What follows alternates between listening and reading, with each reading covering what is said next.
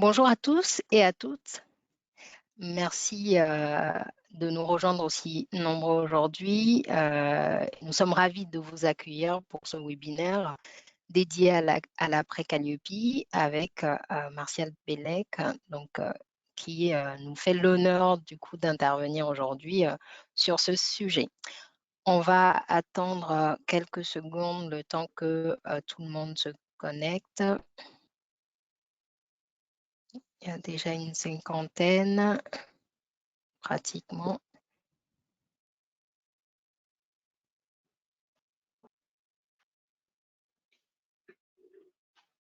On va démarrer. Donc, bienvenue à tous.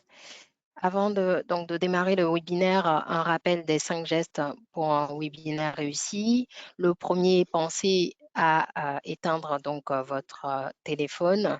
Le deuxième, à couper le micro pour ne pas créer d'interférence. Pareil pour le troisième, ou si jamais à un moment le micro est activé, ne pas parler pendant. Ça permet de manière générale d'être focus sur l'intervention. Le quatrième geste, c'est que vous avez un outil chat au niveau de votre boîte d'outils de GoToWebinar qui vous permet de poser vos questions. Sachant donc que là, est-ce que vous pouvez donc déjà utiliser cet outil chat pour nous indiquer si vous nous entendez bien? On va vérifier. Est-ce que vous nous entendez bien? Parfait, impec visiblement. Donc, et enfin, donc, le cinquième geste qui est, donc on va avoir des temps dédiés aux questions. On va donc s'efforcer de répondre aux questions d'ordre général et surtout des questions liées à l'après-Calliope et comment vous l'intégrez donc dans votre fonctionnement avec le retour de Martial Bellec. Et pour des questions spécifiques à votre situation, notre équipe est à votre service. Donc, je suis aujourd'hui avec Martial Bellec. Merci encore d'avoir accepté notre invitation à intervenir. Je te laisse te présenter. Merci Néné. Oui, donc je suis coach agile, président de MBCS, qui est un organisme de formation spécialisé dans l'agile, donc certifié PMI et SAFe notamment, donc Scrum, Kanban. C'est notre cœur d'offre de propositions de formation.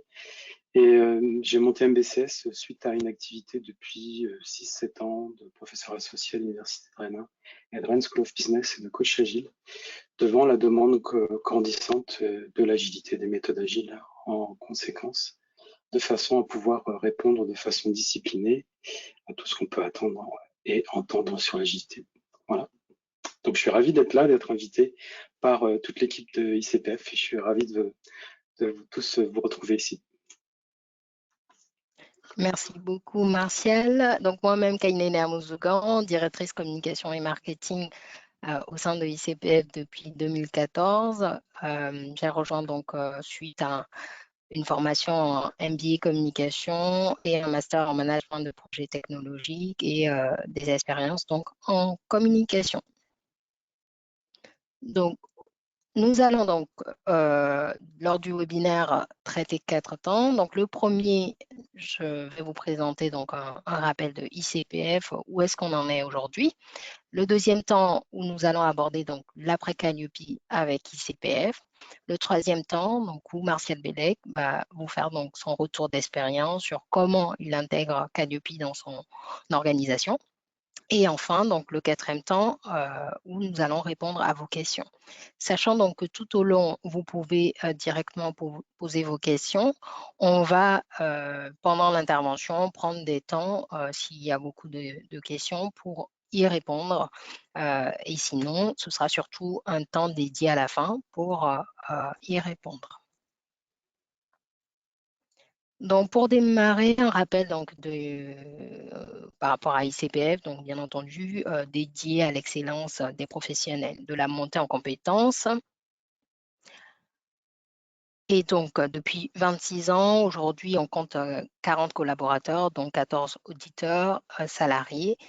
qui font notre force, ainsi que 70 auditeurs sous-traitants. Et d'ici la fin du mois, on vise 100 auditeurs sous-traitants. En termes donc de croissance, depuis 2013, on connaît une forte croissance, plus de 3000%. On crée de la valeur et c'est notre force, bien entendu, avec vous, certifiés pro, donc plus de 1500 certifiés pro et CNEFOP, et donc depuis 2 ans maintenant, 1860 organismes donc opaques certifiés Calliope et 1239 qui sont en cours. Donc bientôt, on va atteindre les 1200 certifiés Calliope. En termes donc de différenciation, il y a 4 points aujourd'hui qu'on rappelle par rapport à nos confrères qui font notre différence. C'est que même si aujourd'hui on délivre la certification en effet Calliope à tous les organismes donc opaques, on garde cette spécificité qui est d'être focus sur les professionnels de la formation et du conseil, l'intervenant. Et donc, de ce fait, on a aujourd'hui en tout cas un club DBE, je vais le présenter plus tard, que vous pouvez intégrer pour échanger avec d'autres professionnels, créer du business ensemble et faire de la veille. Ça, c'est une force et c'est ce qu'on propose à ICPF. Le deuxième point de différenciation, c'est la compétence technique avec une direction technique dédiée, avec nos auditeurs salariés principalement. Et bien entendu, après, on a ce renfort avec les sous-traitants. On a également donc cette maîtrise de la qualité, puisque historiquement, on est créateur de normes. Et donc, avec le président François Ganinou, qui est expert de la qualité et qui intervient dans ce domaine depuis plus de 20 ans. Et donc, le troisième point de différenciation, c'est la proximité territoriale, donc avec un auditeur à moins de 90 minutes de votre site et donc présent que ce soit en France ou en dom-tom. Le quatrième point de différenciation, c'est un service qui est entièrement donc digitalisé pour la plupart d'entre vous qui connaissez, donc avec la plateforme Noé qui vous permet donc de gérer la démarche depuis l'inscription jusqu'au renouvellement. L'après Calliope avec ICPF, donc notre vision, dans un premier temps, un rappel par rapport aux activités qui sont concernées. Donc bien entendu, c'est tout organisme prestataire d'action concourant au développement de compétences, détenteur d'un numéro de déclaration d'activité. Et donc, que vous soyez organisme de formation, centre de bilan de compétences, accompagnateur VAE ou encore centre de formation d'apprentis. On a quelques soucis de connexion et il me semble que les slides sont un peu en décalage, mais on va faire en sorte en effet de traiter ça pour que vous ayez les slides en direct. Donc voilà les activités qui sont concernées.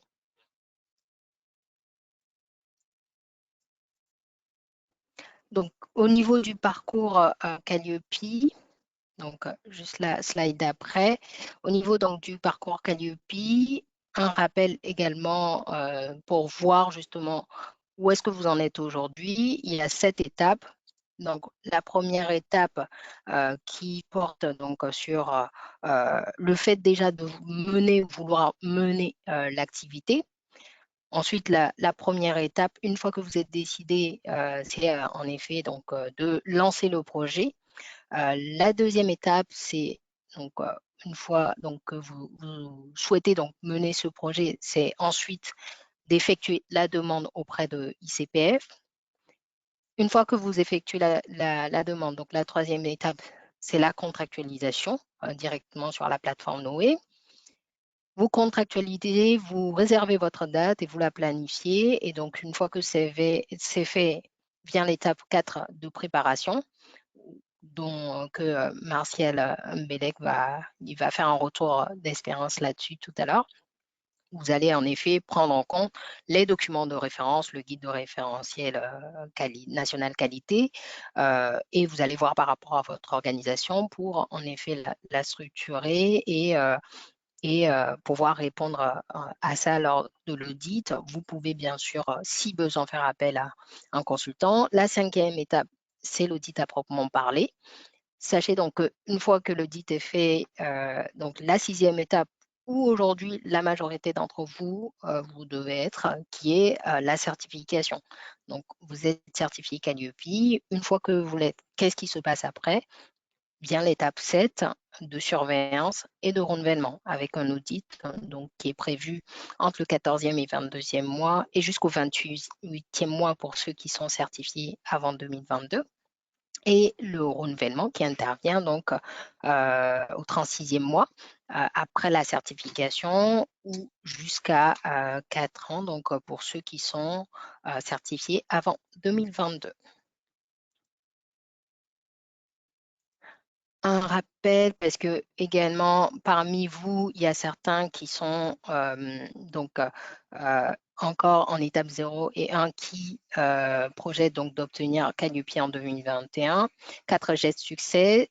Le premier, pensez à contacter directement ICPF si vous avez des questions pour vous informer.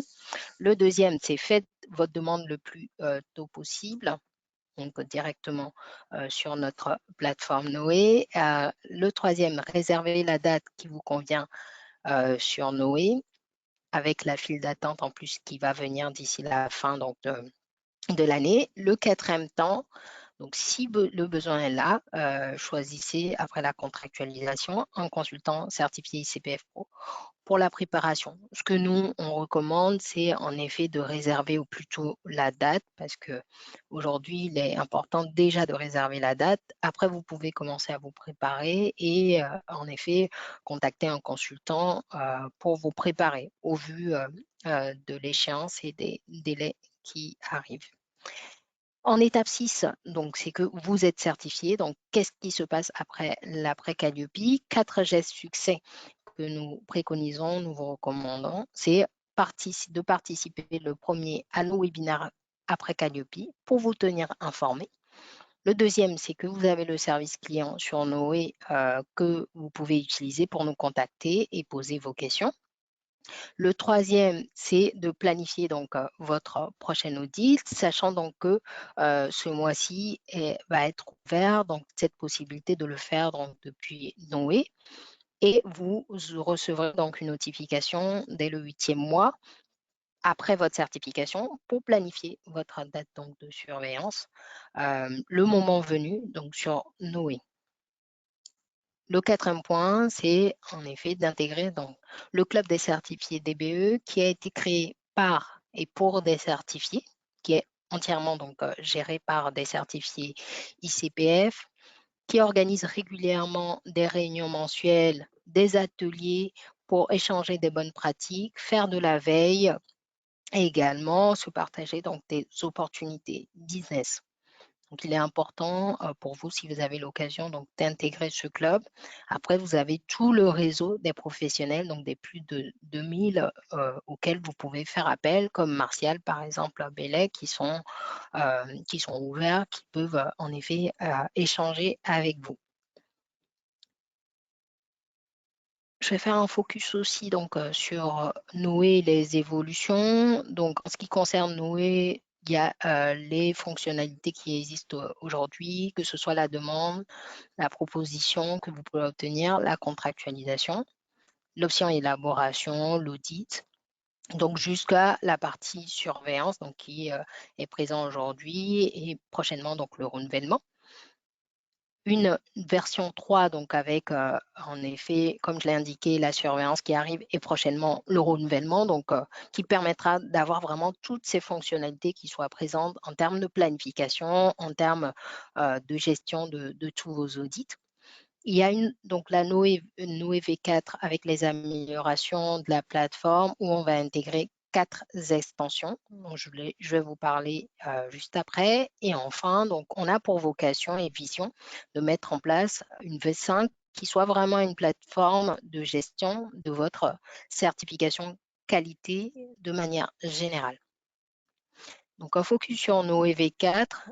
En termes de fonctionnalité, on prévoit une qui s'appelle donc Arch, qui donne la possibilité de gérer, que ce soit des achats de prestations de services intellectuels avec des fonctionnalités de référencement, de pédagogie, de qualité et de gestion. Donc ça, c'est une demande que nous avons eue de la part de certains organismes qui veulent pouvoir, depuis leur plateforme, gérer ces besoins-là. Mzara, la plateforme d'élaboration et de diffusion de référentiels en mode wiki, donc qui vous permettra de gérer toute cette partie conception, élaboration, archivage, diffusion depuis toujours votre plateforme Noé. Il y en a Ame, donc la plateforme de pilotage de la qualité et de la gestion pour vous, consultants, formateurs, entrepreneurs. Donc, sur tout le processus, hein, depuis la détermination de besoins jusqu'à la partie évaluation et également donc la partie facturation, convocation que vous pouvez gérer directement depuis donc, la plateforme Noé. Et enfin, Ethan, qui est lié directement à la partie certification professionnelle, où nous prévoyons donc de mettre en place des fonctionnalités pour gérer que ce soit la partie inscription, examen, décision ou émission par rapport au référentiel de compétences, ou de gérer des dispensateurs de formation ou encore des examinateurs. Donc ça, c'est une vision que nous avons par rapport à Noé et ce qu'il faut retenir par rapport à ces webinaires après Calliope, c'est surtout d'être dans cette notion de projection de qu'est-ce que vous pouvez faire justement après, une fois que vous avez Calliope, justement, qu'est-ce que vous pouvez concrètement faire avec et comment vous pouvez avancer, que ce soit avec Noé, mais également d'autres opportunités à venir. Enfin, donc, je vais terminer ma partie sur la question de pourquoi vous l'avez obtenu et donc pour la plupart d'entre vous, vous allez vous y retrouver et Martial va justement faire des focus sur certaines parties. Donc la première raison, c'est bien entendu que c'est l'expression des exigences de vos clients. On le retrouve dans les témoignages de manière générale, dans le sens où Calliope aujourd'hui vient répondre à des exigences qui étaient déjà présentes de clients, mais qui ont été formalisées. La deuxième raison, c'est bien entendu la réassurance sur la capacité à réaliser des prestations de qualité. La troisième, c'est bien entendu l'accès au financement public de vos actions. La quatrième, c'est de vous positionner sur des appels d'offres et trouver de nouveaux clients. Il y aura un focus donc de Martial là-dessus. La cinquième raison, c'est votre organisme est en effet placé sous contrôle. Vous avez l'audit de surveillance, l'audit de renouvellement, sous contrôle d'un organisme tiers qui va vérifier que vous êtes toujours en effet en activité et surtout que votre organisation est toujours conforme au référentiel. Et enfin, la sixième raison, c'est intégrer ce réseau de plus de 2000 professionnels en étant certifié par ICPF pour échanger et faire du business. Voilà pour ma partie. Je vais donc laisser la parole à Martial pour nous faire son retour d'expérience. Très bien, merci Néné. Est-ce que vous m'entendez? C'est bon? Est-ce que vous m'entendez? Allô, allô? Oui, on Oui, a des très retours comme bien. quoi on vous reçoit C'est très bon? bien. Très bien, merci. Alors nous, chez MBCS, on est un petit organisme de formation, hein. On est 6. Ce qu'on fait, c'est qu'on propose des formations en management agile, en formation professionnelle, aussi bien qu'en enseignement supérieur. L'agilité, pour nous, c'est la capacité à répondre à l'instabilité de ces marchés de façon disciplinée, mais aussi adaptée aux contraintes de l'entreprise. Donc c'est vraiment difficile à la fois d'être sur l'aspect prescriptif et les certifications, donc les normes, et puis aussi l'auto-adaptation qui est aussi un des principes de l'agilité pour que l'équipe agile puisse s'adapter à son environnement. Donc tous nos formateurs de ce fait sont aussi des coachs agiles certifiés de façon à accompagner la transformation des équipes projets une fois qu'elles sont formées.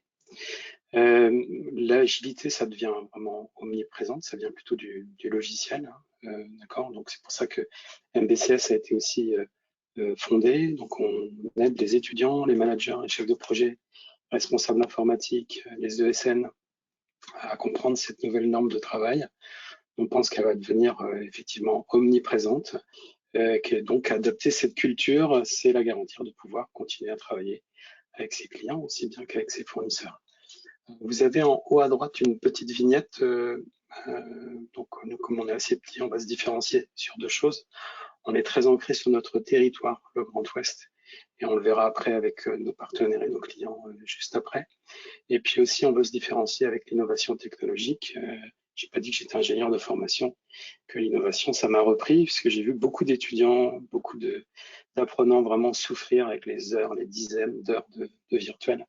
Et donc, on est en train de préparer une offre en réalité virtuelle pour notre offre aussi bien en présentiel qu'en distanciel. Voilà pour la présentation de MBCS. Slide suivant, s'il te plaît.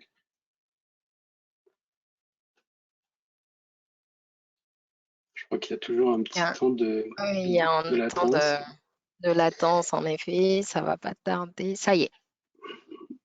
Donc voilà notre écosystème de clients et partenaires en un an. Donc on est assez fiers de ça. On s'est fait référencer avec les OPCO, donc pour nous la démarche Calliope, on s'est même pas posé la question. C'était vraiment stratégique pour notre activité puisqu'une bonne partie de notre chiffre d'affaires est directement assujetti au financement public. On a aussi des entreprises qui sont pas forcément dans le logiciel, comme Parker par exemple, qui sont vraiment de l'industrie manufacturière. On a des clients en aéronautique, en bâtiment, conseil en ingénierie, cabinet d'experts comptables qui sont en pleine transformation du digital. Comme je vous l'ai dit, on est très ancré sur notre territoire, donc notamment on est en partenariat avec le village du Crédit Agricole pour les incubations, l'innovation. L'Agile va très bien marcher dans les phases amont des projets, sur des choses assez instables, un peu savonnettes. Donc là, c'est particulièrement adapté. Et puis aussi, côté innovation, donc on a été financé par BPI France et la région Bretagne, que je remercie encore de nous avoir fait confiance pour innover en réalité virtuelle. Et ça va déboucher là, ce mois-ci. Voilà pour MBCS. Slide suivant, s'il te plaît.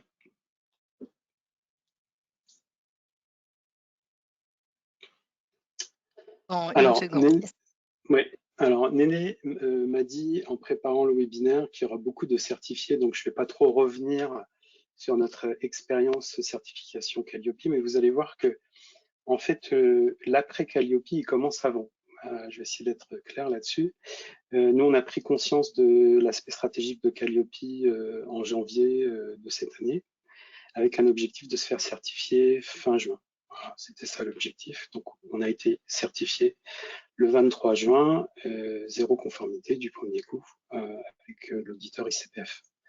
Donc, dès janvier, c'était participation des webinaires comme celui-ci, quelques lectures, etc., en me disant, bon voilà, on va grandir petit à petit. Et puis, on s'aperçoit effectivement que l'enjeu, c'est que Calliope devienne vraiment une partie, si ce n'est quasiment la colonne vertébrale de l'entreprise. Donc, ça demande du temps. Voilà, donc il faut le découvrir, l'apprendre. Je recommande une formation de 1 jour avec des gens qui savent et puis aussi de faire du réseau. Donc, nous, les chefs de projet, on est assez habitués à échanger nos bonnes pratiques, donc on aime bien ça. Et c'est aussi une des raisons qui fait que je suis là devant vous aujourd'hui. Moi, j'ai beaucoup découvert et appris, notamment les situations de handicap. Moi, c'est vrai que bon, j'ai eu quelques élèves, quelques étudiants qui étaient manifestement handicapés. Et là, le fait de se reposer la question en situation de handicap m'a rétrospectivement fait penser qu'effectivement j'aurais dû aborder la question. Donc on est de cet angle-là. On est quand même bien sensibilisé là-dessus. Moi j'ai bien aimé, en étant un acteur innovation depuis très longtemps, l'aspect innovation, comment se mettre au courant, veille et maintien des compétences aussi. Donc en fait, c'est pas uniquement faire la paperasse des sessions, etc. Et c'est comment aussi être sensibilisé au fait qu'il faut toujours tenir ses compétences de formateur et dans l'évolution évidemment métier, mais aussi de tout l'écosystème réglementaire, etc. Puis notre domaine des organismes de formation évidemment en ébullition. Donc voilà, donc avant l'audit, nous on a fait vraiment tout pour intégrer des pratiques Voilà, sur les devis, les fiches de formation, les brochures, le site web. On vient de faire une mise à jour encore cette semaine.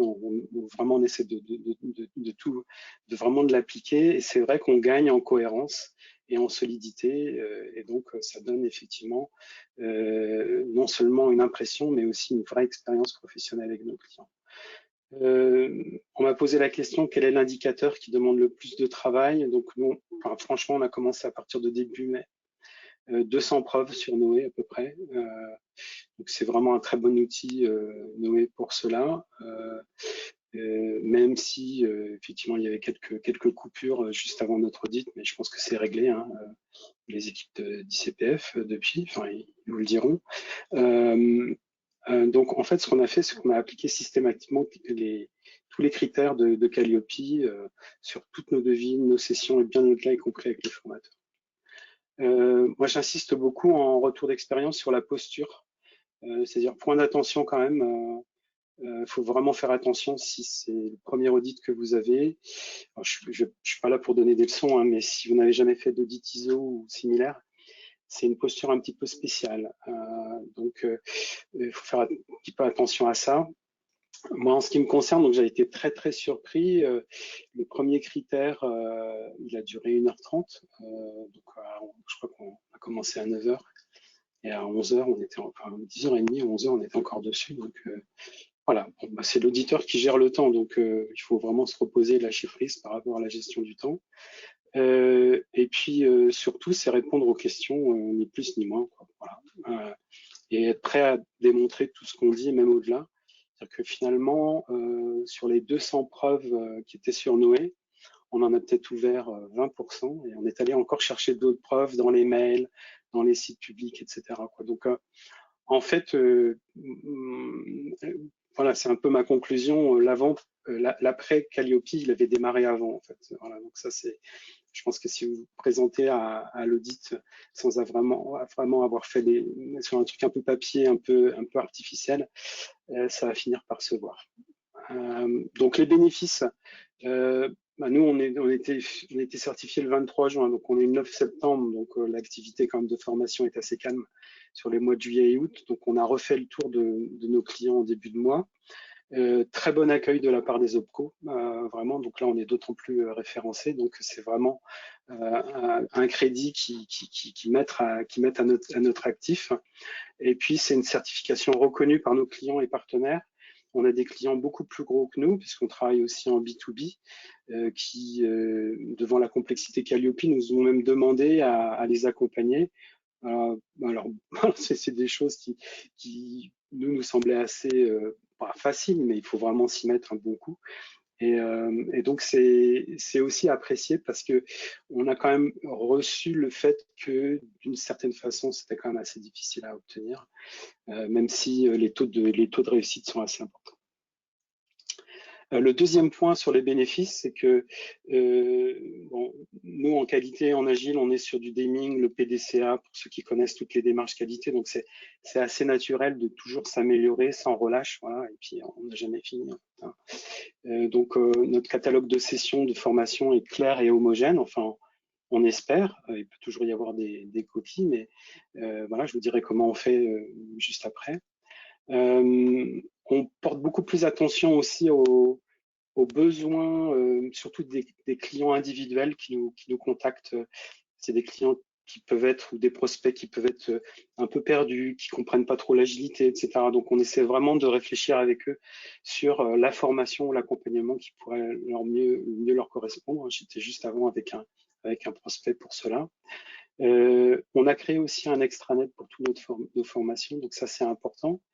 Ça va nous permettre, on va dire, de cocher les cases réglementaires et obligatoires de Calliope sur les feuilles de présence, le fait qu'on a fait des évaluations avant les formations, etc. Donc, quand c'est digital, ça se fait très bien et généralement, les stagiaires, ils jouent le jeu, donc ça, c'est très bien. Et on a surtout un rapport d'activité temps réel, aussi au moment du BPF. Ça nous est tous arrivé. Voilà, c'est les feuilles Excel, c'est les conventions, il y en a partout. Là, il est tenu à jour en temps réel, donc ça, c'est bien aussi pour pouvoir communiquer derrière auprès de nos clients. Voilà pour les bénéfices. Slide suivant, s'il te plaît.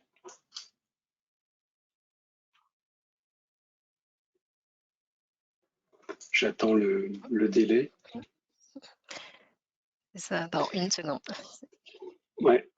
Donc Calliope au quotidien. Donc en fait, Néné m'a demandé, voilà, au quotidien c'est quoi? Bah, pour moi, j'ai mis la ligne droite de Monument de Vallée. Parce que, voilà, maintenant on est sur cette route-là. Moi, je vois pas d'Indiens qui arrivent. Peut-être que je suis naïf, mais on a vraiment bossé bien le truc avant. Donc on a une nouvelle salariée depuis le 1er septembre, un nouveau formateur depuis hier. Et donc, ils sont ou ils vont être sensibilisés à la démarche. D'ailleurs, ils ont un accès sur notre ERP dédié de façon à pouvoir effectivement gérer tout ce qui va bien.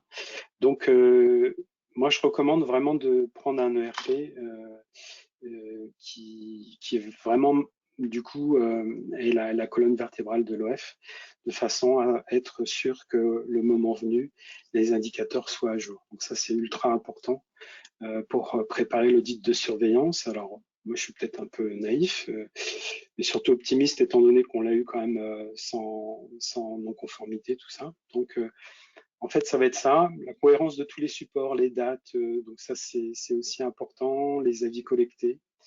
Et puis, moi, ce que j'aime bien, c'est que comme on est des agilistes, on met des kanbans en place, des to-do doing done sur les routines de veille. Donc, on se partage différents aspects sur nos routines de veille. Et donc, les lectures, soit en innovation, soit en réglementaire, soit dans notre métier. En fait, on a des routines qui fait que normalement, à la fois nos méthodes et nos formations sont à jour. Donc ça, c'est aussi, moi je l'ai toujours fait, mais là, on l'a vraiment formalisé, mis en place. D'ailleurs, notre intranet donne des procédures pour ça et les spécifie.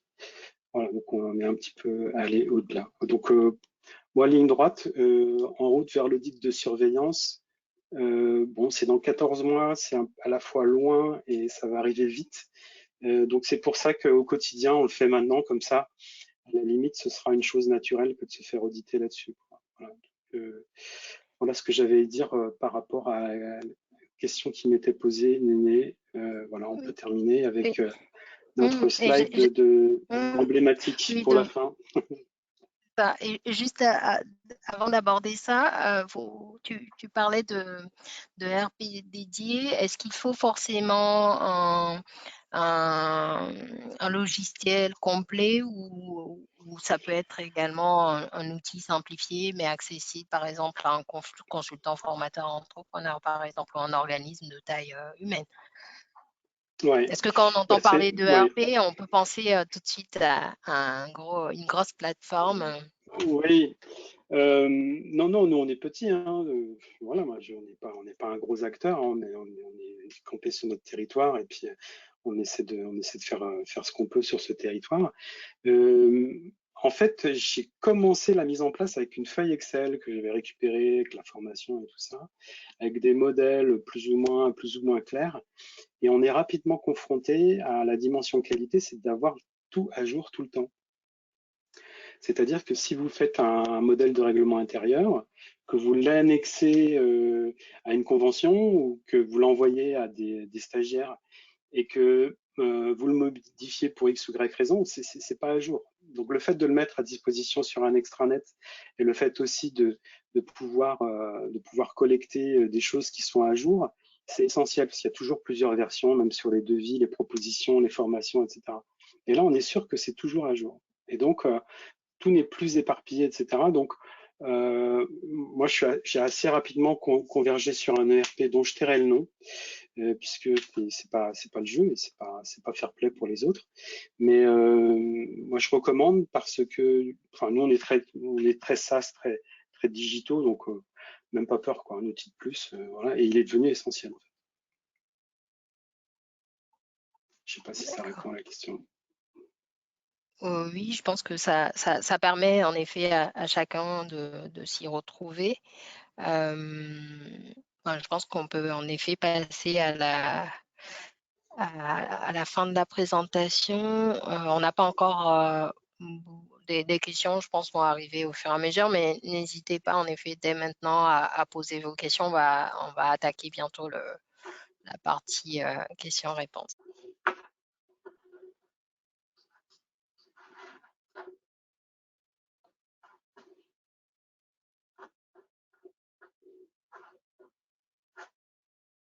Il y a la slide qui arrive.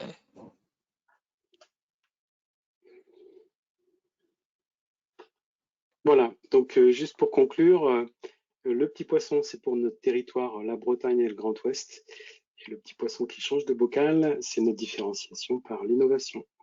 Merci. Merci, Martial.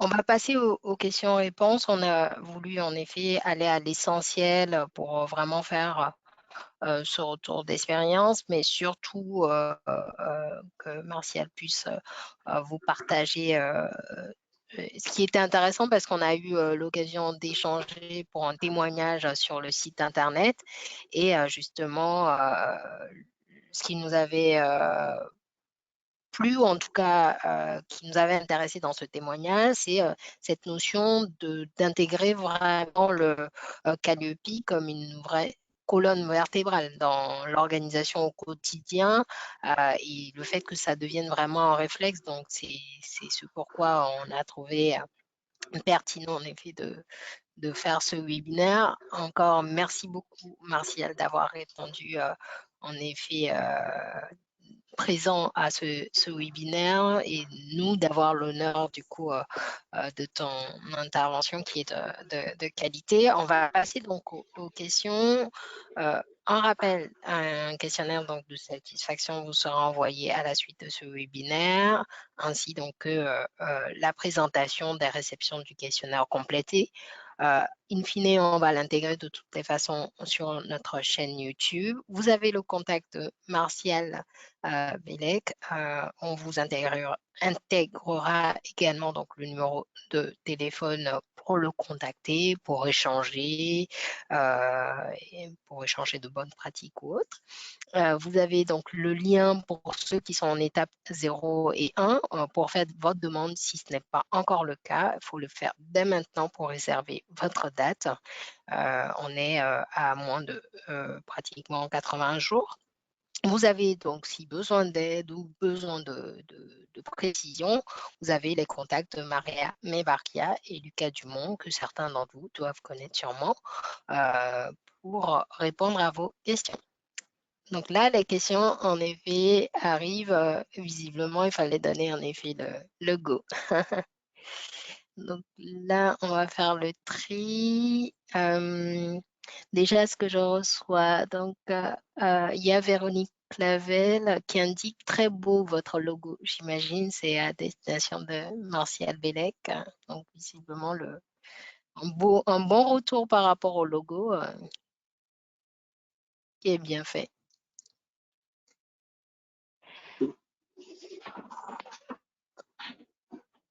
Ensuite, une question donc de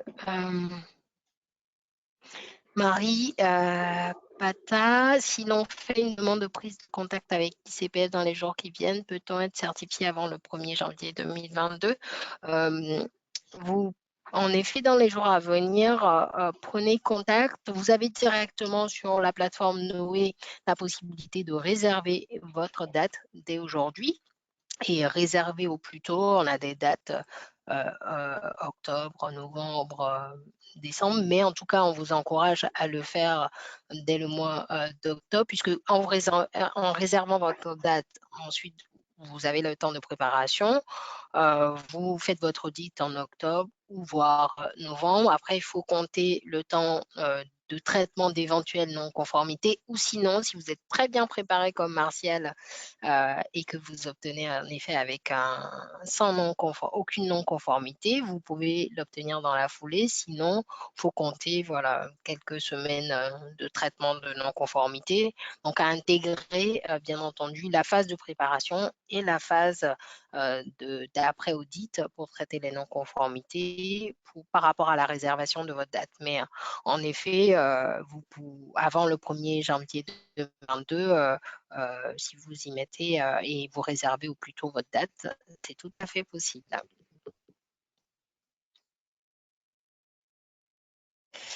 Donc, une question de Antoine Boutron. Bien que vous ayez une logique de traçage en continu de vos documents et pratique, à combien de temps évaluez-vous la certification? C'est une question pour Martial. Ouais, ça c'est une bonne. Donc, comme je l'ai dit, on commence en janvier à assister 1 heure par-ci par-là pour un peu se poser la question de l'animal Calliope, d'être un peu plus familier avec lui. Ensuite, il y a une journée de formation. Et je dirais qu'à partir de début mai, donc je vais réfléchir vraiment tout, hein, Antoine, pour répondre à votre question. On a dû passer en tout une demi-journée par semaine les 2 mois qui précèdent à 1 voire 2 personnes. Voilà, je sais pas, vous faites le calcul hors personne après et vous le valorisez si vous voulez, mais ça vous donne un ordre de grandeur. Donc une demi-journée à temps plein avec 1 ou 2 personnes par semaine pendant les 2 mois qui ont précédé. Donc c'est quand même un effort assez constant. Il ne faut pas se dire 15 jours avant je m'y mets, ça ne marchera pas. Je l'ai dit, je le répète. Il faut vraiment prendre le business et les devis, tout ça, et essayer de voir quels critères peuvent s'appliquer au fil de l'eau. Si vous êtes déjà très enclin à la veille, etc., c'est des choses qui vont être assez naturelles pour vous d'apporter des preuves, mais ça va permettre de le formaliser, quoi. Donc voilà, je ne sais pas si ça répond à votre question, Antoine. On verra, Antoine, en Ouais. effet, Ouais. s'il a l'occasion de nous faire un retour par rapport à la réponse, mais je pense que ça permet en effet de répondre à la question. Une question de Bruno Bucciani. Quand vous parlez de 100 preuves sur les 32 critères, les 32 indicateurs du coup, 25% contrôlés, donc sur approximativement 7 critères. Donc, en gros, proche de 28 documents de preuve par critère. Je pense que là, il s'agit d'une question pour avoir des précisions sur cette notion de il y a eu initialement de 100 preuves et apparemment, il a fait un calcul par rapport à, en tout cas au final, le nombre de documents qui ont été traités par critère. Je sais pas si... Oui, alors c'est l'aspect un peu statistique. Là. Donc là, j'ai les preuves là, sous les yeux. Critère 1, 11 preuves. C'est juste mon exemple, hein, d'accord? Donc prenez-le comme vous voulez. Critère 2, 25 éléments. Critère 3, 28 éléments, etc., etc. Donc on a une trentaine d'éléments de preuves par critère. Donc 7 fois 30, ça fait dans les 200. Voilà. Ça dépend, grosso modo. Effectivement, donc pour chaque indicateur, hein, puisqu'il y a 32 indicateurs, on ouvrait 1 ou 2 documents. D'accord? Donc 32, ça correspond à peu près à, quand je dis 20%, c'est pas déconnant. Et comme je l'ai dit, ce qui m'a beaucoup surpris, en fait, c'est que l'auditeur m'a amené à ouvrir aussi d'autres preuves que j'ai ouvert aisément, puisque le tout était cohérent, en fait. C'est pour ça qu'on a eu 0 conformité, parce que en fait, on le faisait. Dit, ah oui, alors vous avez envoyé, je sais pas, vous avez un correspondant AGFIP pour le handicap, oui. Bon, donc je montre la lettre que j'avais faite en tant que président pour nommer le référent. Et vous les avez contactés, oui. Est-ce que vous avez le nom de votre contact? Et là, j'ai montré le mail qui prouvait effectivement que ce que je venais de dire était vrai, quoi. Donc c'est global en fait, hein, comme approche. Et donc du coup, comme on va chercher des éléments de preuve qui sont, on va dire, exogènes aux preuves qu'on a recueillies. Du coup, on ne peut pas regarder aussi les preuves qui étaient déjà prévues et qui sont pas auditées en tant que telles, quoi. Donc, c'est bien ce périmètre-là qu'il faut avoir en tête, quoi. Voilà comment je réponds à cette question, Brian. Merci Martial. Une question de Dominique Viau. Logro, combien de temps a duré l'audit lui-même? Combien de temps a duré l'audit? Il a commencé à 9h00, il s'est fini à 18h00, avec 1 heure de pause entre les deux. Et donc une matinée quand même un peu stressante, puisqu'on était sur le critère 1, on l'a fini à 11h ou quelque chose comme ça, on en avait 7, donc on était en retard. Et comme je l'ai dit précédemment, c'est vraiment à l'auditeur de gérer son temps, donc il ne faut pas se stresser avec ça. En revanche, j'avais donc une non-conformité le matin, et donc j'ai mis à profit le déjeuner pour représenter immédiatement au déjeuner la nouvelle version. Il y avait une coquille dans le site web et puis dans les docs, et ça c'était facile à corriger. Et donc en fait on a levé la non-conformité en direct. Donc attendez-vous à avoir une journée longue avec un casse-croûte. C'est une journée un peu spéciale, quoi. Voilà. Si Merci Martial. Oui, je pense. Sachant que de toutes les façons, tout va dépendre du plan d'audit et puis de chaque situation, de chaque activité. La durée n'est pas la même, bien entendu. Mais dans votre cas, vous avez fait votre retour en effet d'expérience. Une question de Marlène Paillet. Quelle est la périodicité de l'audit de surveillance? Et une deuxième question dans cette même question, quel est le budget moyen d'un accompagnement pour obtenir la certification?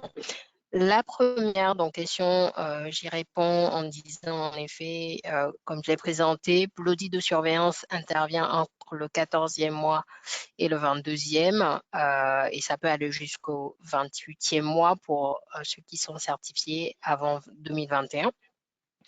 Ça, c'est au niveau de la périodicité. Pour le budget moyen dans l'accompagnement, nous, on n'intervient que sur la partie certification, donc on n'a pas d'éléments par rapport à un accompagnement. Après, si Martial a peut-être des éléments à apporter, mais en tout cas, ce qui est important, c'est de vous adresser directement à un accompagnateur, un consultant certifié, ou en tout cas un consultant à même de vous accompagner. Vous pouvez effectuer une demande directement auprès de cet accompagnateur.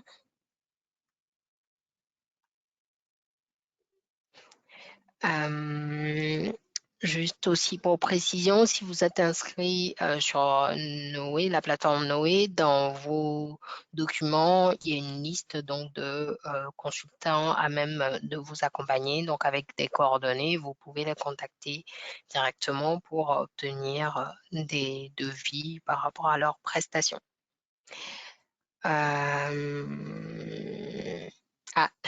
il y a une question qui rejoint de Dominique Villot, qui rejoint le temps d'audit, qui est le temps de préparation avant la décision d'audit. Combien de temps de préparation avant l'audit cela vous a pris? Donc, il me semble que j'ai répondu à la question tout à l'heure. Oui, Donc, oui, en c'est une parlant en même montée. temps de... Ouais, Oui. ouais. Mm, mm, Donc, c'est une mise au courant sur, on va dire, 3 mois, en mm, participant à des webinaires et des actions comme celle-ci, une journée de formation, et puis à un moment, on se mm. dit, bon, on y va. Et donc, c'est une demi-journée par semaine.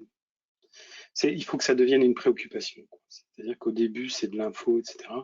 Mais quand on y va, il faut vraiment que ce soit une préoccupation au quotidien. Voilà. C'est avec ça qu'on gagne, en fait. Enfin, qu'on gagne, qu'on se fait certifier.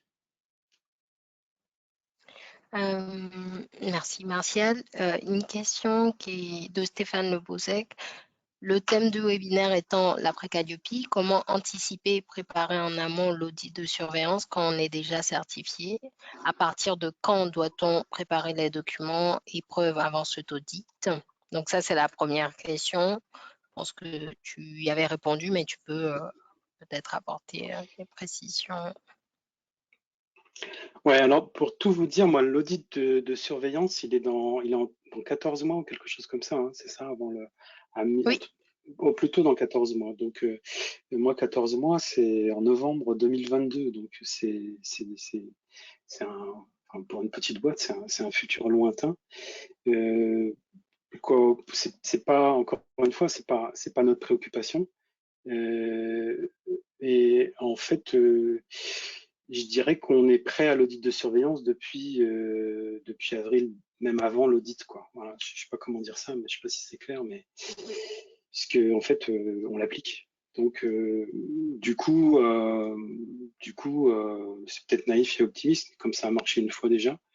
On pense que l'audit de surveillance va bien se passer, quoi. Donc, c'est-à-dire que toutes vos sessions de formation, tous vos contacts clients, posez-vous la question systématiquement si les critères et les indicateurs s'appliquent ou pas.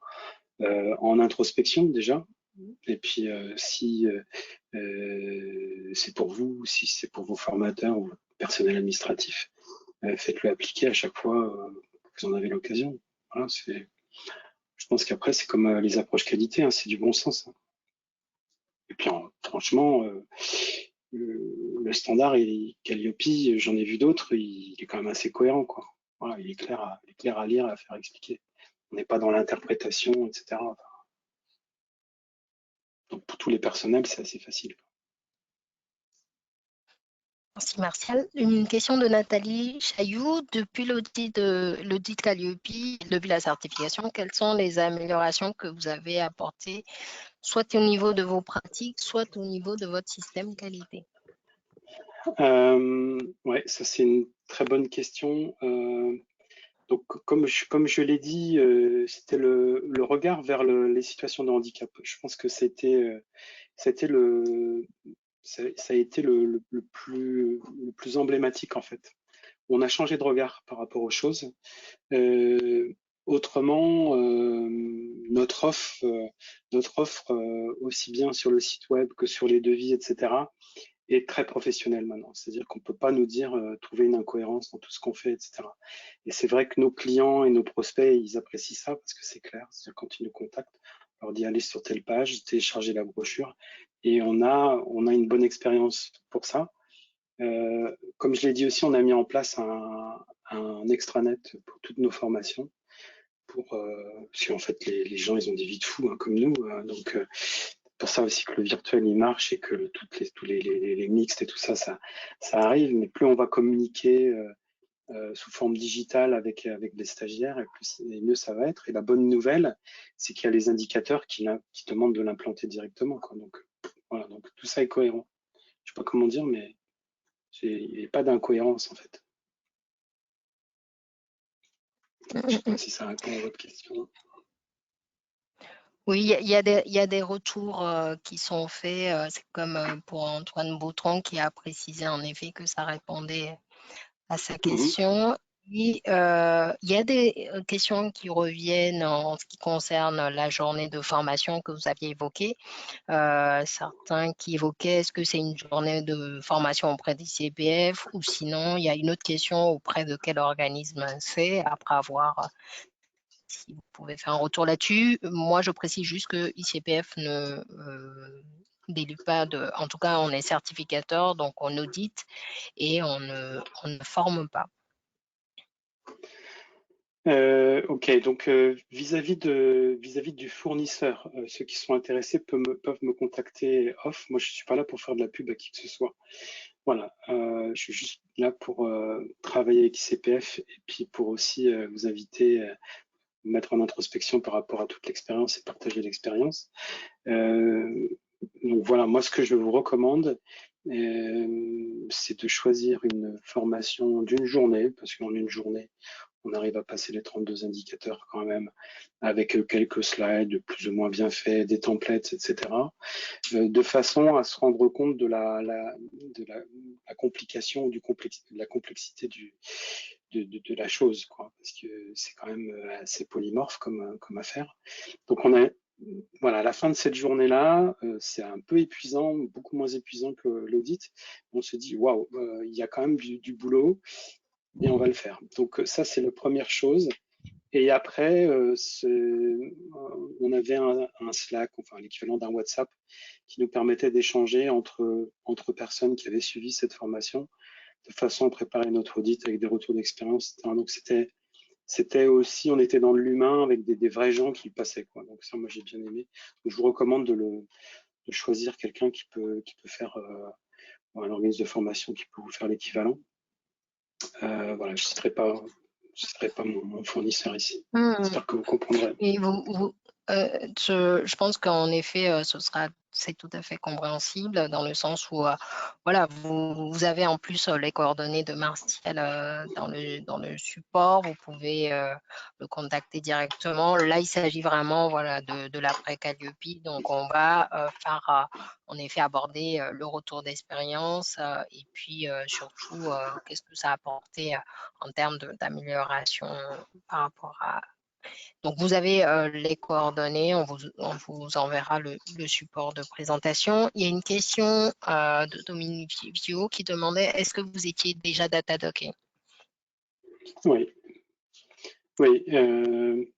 En fait, donc comme on a un an d'existence, le premier client qui nous a dit, il faut passer par l'OPCO. Alors, ah ok, c'est quoi un OPCO? Enfin, nous on était là. Hein. Voilà, moi, je suis prof à la fac et coach agile en entreprise, donc je connaissais pas du tout ce monde-là. Et donc Datadock, on l'a eu en 2 semaines. Voilà. Voilà.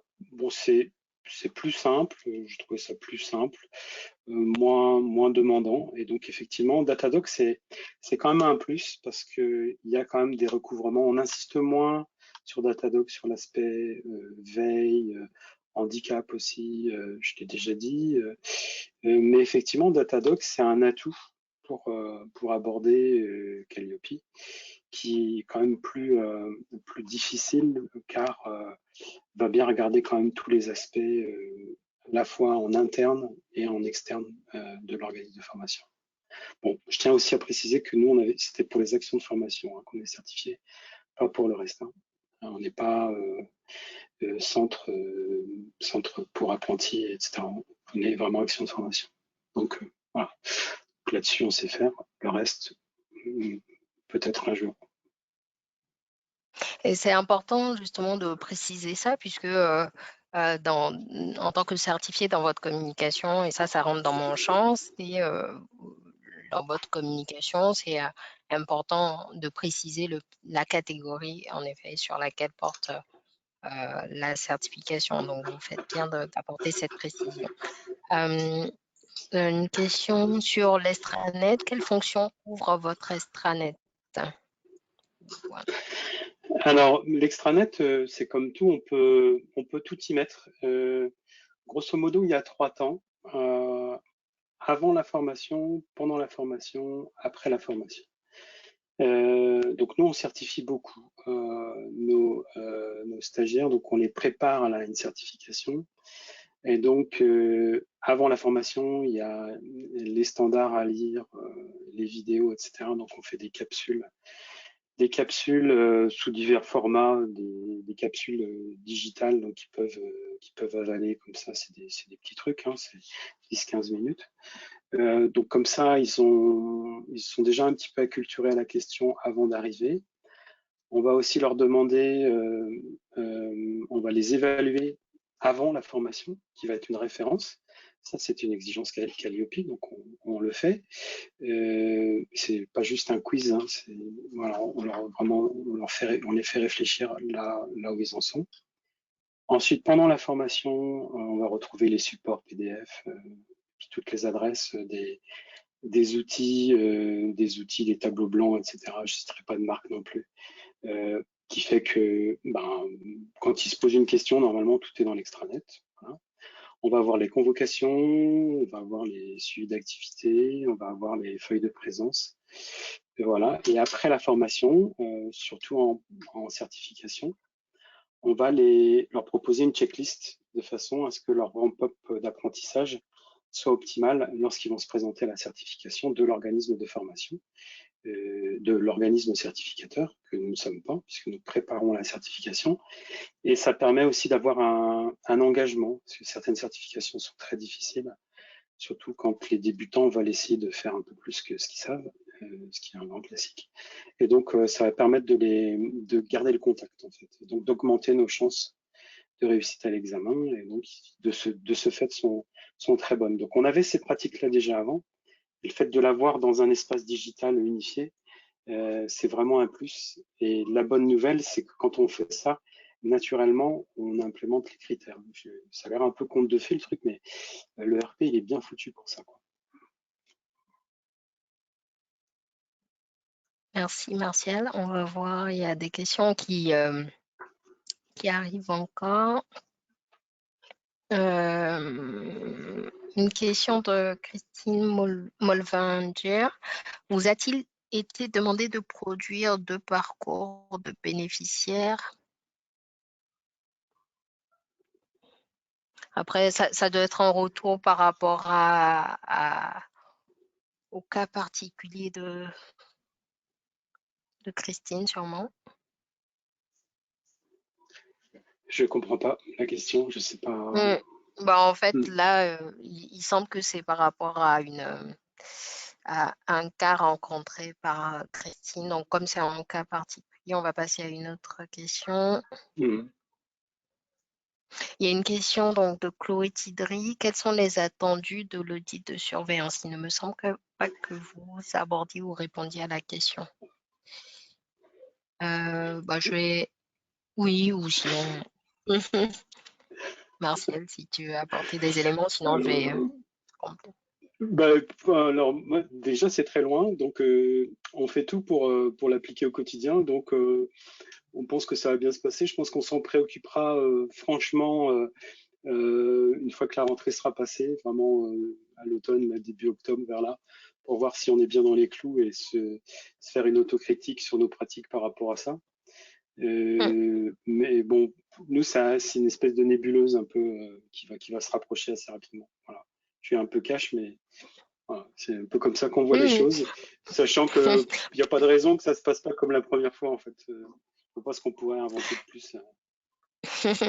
Bah, et c'est clairement, ça rejoint ce que tu dis par rapport au fonctionnement, à l'organisation, puisque c'est quelque chose qui est totalement intégré dans votre organisation. Et pour répondre justement aux attendus bah, côté ICPF, c'est il y a un point, c'est si vous aviez des non-conformités mineures, par exemple, où il y a eu des majeurs mais qui ont été traités, il y aura une attention en effet particulière à ces indicateurs et ces non-conformités mineures pour voir s'ils ont bien été levés et puis et voir au niveau des indicateurs si c'est bien ancré dans votre organisation.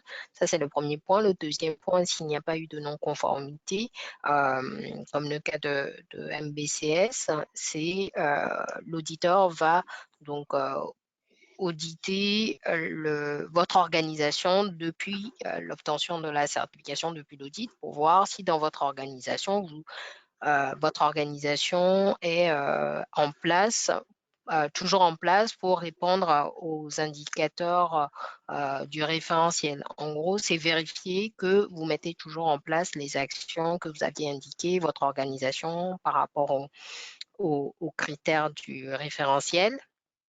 Et donc, d'où la notion d'audit de surveillance, ça c'est donc le deuxième point. Et le troisième point, s'il y a une évolution par rapport à votre organisation, ça ce sera également en effet audité lors de l'audit de surveillance. Dernier point, et ça c'est de toutes les façons, ça on en parle, l'audit de surveillance, ou en tout cas la surveillance commence en amont de l'audit, c'est-à-dire que s'il y a des signalements ou s'il y a par exemple une mauvaise utilisation du logo Calliope ou de la marque, hein, en tout cas Calliope, si on nous fait remonter donc des éléments, d'éventuels écarts, on peut intervenir avant l'audit. Mais en tout cas, lors de l'audit, sera vérifié que vous êtes toujours en conformité, que ce soit par rapport aux indicateurs, mais également l'utilisation de la marque Calliope. Pour D'ailleurs, j'en répondre, profite pour, ouais, oui, pardon Déné, j'en profite à vous tous d'aller sur notre site web pour relever des éventuelles non-conformités qui nous auraient échappé. Ah, c'est une bonne proposition, je trouve. Soyons cohérents. Bon, il y a encore donc des questions qui arrivent. On a dit en effet qu'on peut pousser jusqu'à 15h15. Est-ce que Martial, ça te convient? Oui, ben, je suis là Ok. pour Mm, mm, mm. les auditeurs, les connectés, je sais pas comment on dit ça, les Oui, les webinaristes, participants, les c'est ça, les participants. webinaristes. Voilà. Euh, donc, il y a une question de Christelle Sekoto. Quel ERP utilisez-vous? Bon, on a abordé pas mal la question de ERP, mais vous pouvez contacter Martial directement hein, pour toutes les questions sur quel ERP il utilise, par quel organisme il est passé, par quel vraiment des questions spécifiques comme ça. Je pense que vous pouvez directement le contacter pour avoir ces précisions-là. Euh, on va donc, il y a une question de Laura Rubio. C'est toujours par rapport à l'après Calliope, mais ça sent un peu du champ, mais pas totalement. Pensez-vous à enregistrer des formations au RNCP? Donc c'est en lien, j'imagine, avec le CPF. Est-ce que c'est en projet ou est-ce que c'est vraiment en Calliope? Alors nous, on n'est pas RNCP, on est RS, registre spécifique, et effectivement, on a d'ores et déjà des formations éligibles compte formation. Voilà. Et oui, je trouve que c'est un sujet, ça c'est un vrai sujet. Euh, c'est un vrai sujet où moi je sens une tension, on va dire, entre ce qui est exigé par Calliope et ce qu'on va retrouver au moins dans le registre spécifique. Euh, je pense il y a une vraie réflexion en tant que OF, en tant que client à mener par rapport à ça. Voilà, j'en dirai pas plus, mais je pense il y a un chantier là. En Mais effet, oui, c'est vrai qu'il y effectivement.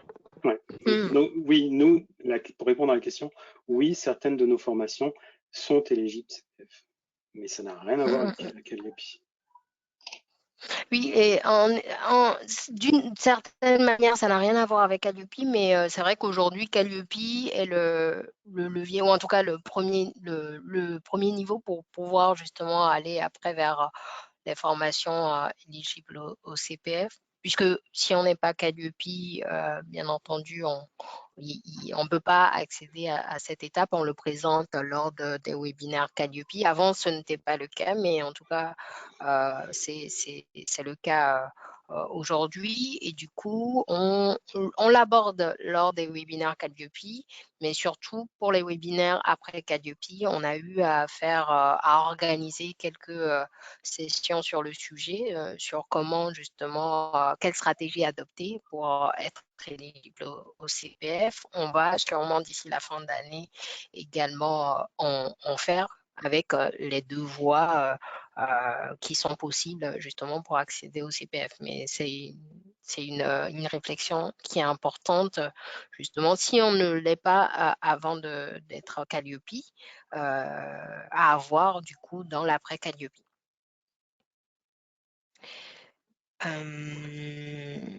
Après, il y a des questions un peu spécifiques et parfois longues, donc c'est compliqué de reformuler. Parce que là, il y a une question de comment se fait la transition avec les dossiers qui ont véritablement suivi le process Calliope et ceux qui sont fictifs pour démontrer une preuve. Oui, c'est une question assez particulière. Sinon, je vais prendre une autre. Une Christine Molvenger, je croyais qu'il fallait être qualifié pour déposer une offre de formation sur EDOF et en effet, il faut être, j'aime bien le terme qualifié, c'est un peu comme les webinaires, je ne sais plus comment, Webinariste. webinariste, voilà, c'est comme les qualifiés, être qualifié. Euh, oui, en effet, il faut, en tout cas aujourd'hui, en termes de conditions pour déposer une offre sur une offre, ou en tout cas et être éligible au CPF, il faut être Calliope, il faut être certifié Calliope. Il y a encore 2 ans avant que Calliope ne soit en place, ou 1 an et demi, on pouvait en effet avoir ces actions qui étaient éligibles au CPF sans passer par Calliope, mais depuis la mise en place de Calliope, ça c'est devenu en effet une condition pour pouvoir être éligible au CPF. Donc il n'y a plus beaucoup de questions. Il y a une Oui, il y a Marie Pataille qui précisait vos formations sont certifiées RS ou RNCP, et en effet, ça a été précisé, c'est bien RS, répertoire spécifique. Et sinon, il y a Bruno Bocciani qui précise par fictif de dire est-ce que vous allez suivre ce nouveau process par la suite au sein de votre activité? Donc, Oui, ouais, ouais. ouais. Sur cette question, je pense que ce que veut dire Bruno, c'est qu'à un Hmm, moment, on bascule. C'est-à-dire qu'il y a l'ère Datadog, et puis après, il y a l'ère Calliope, pour faire simple. Et donc, ça se fait pas comme ça à 23h59 un dimanche soir. Il n'y a pas une bascule comme ça. Et donc, en fait, nous, on s'est posé cette question-là et de toute façon, on va pas appliquer Calliope et rétrospectivement aux formations qu'on a données en 2020. Ce serait alors là, pour le coup, ce serait un non-sens qualité. C'est aucune création de valeur qualité. En revanche, à un moment, on se dit, bon, on l'applique. On l'applique, mais à 100%, à chaque fois qu'il est possible, on l'applique. Et ça va être peut-être 2 ou 3 mois avant votre audit. Et moi, ce que j'ai bien apprécié dans la prise de contact, c'était vraiment une question de cette zone grise là qui nous préoccupait. Et l'auditeur a vraiment posé la question, c'est quel est le périmètre de votre audit? D'accord?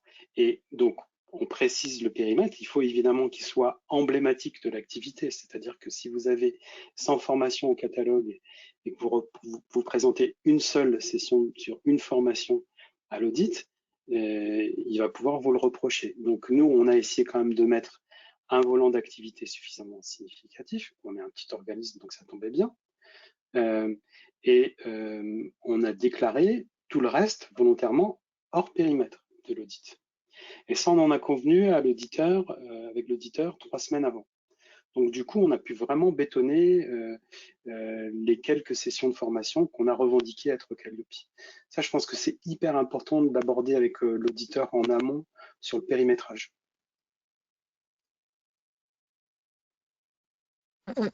Et, euh, et Bruno a bien précisé qu'il s'agissait de la bonne compréhension de sa question, et je pense que la réponse permet de répondre directement à sa question. Il y a une question, comme on a beaucoup de questions, il y avait une question de Ilyes Ahmed. Donc, a obtenu le numéro numéro de déclaration d'activité depuis peu. Quelles conséquences sinon caducisées au 1er janvier 2022? Est-ce qu'il y a un déréférencement ou exclusion CPF? Ce qu'il faut savoir, c'est que, en tout cas au 1er janvier 2022, va entrer en vigueur l'obligation. Ce qui veut dire qu'à partir de ce moment-là, si vous n'êtes pas Calliope, vous n'êtes pas certifié Calliope, et que vos clients veulent en effet effectuer des demandes de financement, les OPCO ne vont justement pas attribuer donc les financements. Ce qui veut dire qu'après, en fait, ce qu'il faut comprendre, c'est pas qu'après partir du 1er janvier, vous ne pouvez plus avoir Calliope. Vous pouvez toujours demander Calliope. Le risque que vous avez, c'est surtout un peu comme ça a été dans la période Datadog, même si ce n'était pas une certification, mais dans cette période Datadog, ce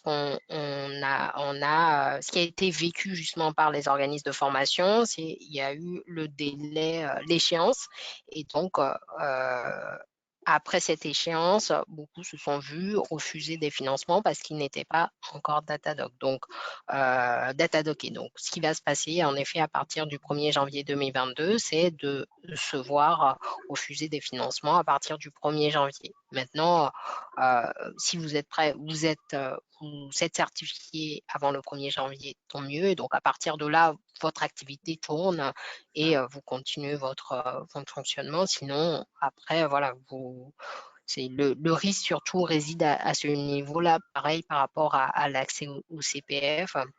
Donc, plutôt vous l'avez, plutôt vous vous concentrez sur votre activité, vos clients accèdent au financement et vous l'intégrez totalement. Vous avez en plus le temps justement de l'intégrer dans votre activité, comme Martial l'indique, pour en faire vraiment une force. Bon, on arrive à 15h15. Je pense qu'on va du coup finir. Il y avait une question pour finir donc sur de Sandrine Pernet, un ERP développé par ICPF est envisageable. Bah, ERP pas spécifiquement, mais en tout cas là ce qu'on présente dans la vision par rapport à nos EV4 et surtout nos EV5, on a cette vision de construire une plateforme qui vous serve dans votre fonctionnement et dans la gestion de votre documentation qualité, où vous aurez depuis une même plateforme tout votre système documentaire et donc ça va vous simplifier justement votre fonctionnement. C'est en tout cas la vision qu'on a. On veut vous simplifier au maximum votre démarche, qualité, vous simplifier la vie. Donc, c'est en ça qu'on est justement dans cette amélioration continue de la plateforme et dans ces versions qui sont à venir. En termes de délai, pour nos EV4, en tout cas, on projette à 2022, mais on vous tiendra informé. On travaille dessus. C'est quand même un projet qui sera d'envergure. Donc, ce sera en 2022, mais on n'a pas encore de délai précis là-dessus. On vous tiendra informé. Bon. On va du coup clore cette session. Encore merci beaucoup, Martial, pour le Merci, temps que tu nous merci as à tous. Mm. accordé et pour cette intervention où tu as pu en effet apporter ces précisions sur ton fonctionnement, ton organisation et comment tu intègres Calupi dedans et ça a pu apporter des éclairages pour ceux qui ont participé. Merci à vous tous en effet pour votre participation et ces échanges de qualité. Et un mot de la fin, Martial Bellec. Merci, merci pour m'avoir donné l'opportunité de partager. Comme on l'a dit, nous on est un petit OF, hein, on est passionné, donc on est toujours ravi de partager nos expériences, évidemment sur notre métier de l'agilité. Puis aussi, donc, on reste en contact, hein, on peut se mettre en réseau, il n'y a pas de problème, vous êtes les bienvenus tous. Et puis voilà, pour ceux qui sont dans la démarche, bon courage, voilà, il faut en faire une préoccupation si c'est pas encore le cas. Donc j'espère que la prise de conscience a été faite de façon positive. Voilà, on va dire ça comme ça. Exactement, et c'est un très bon mot de la fin. Merci beaucoup, Martial. Merci à vous tous. Vous aurez donc le support de présentation et les contacts de Martial si vous voulez avoir donc des précisions sur son retour d'expérience. Merci beaucoup. Bonne fin de journée à vous. À Merci, au revoir. très bientôt. Au revoir.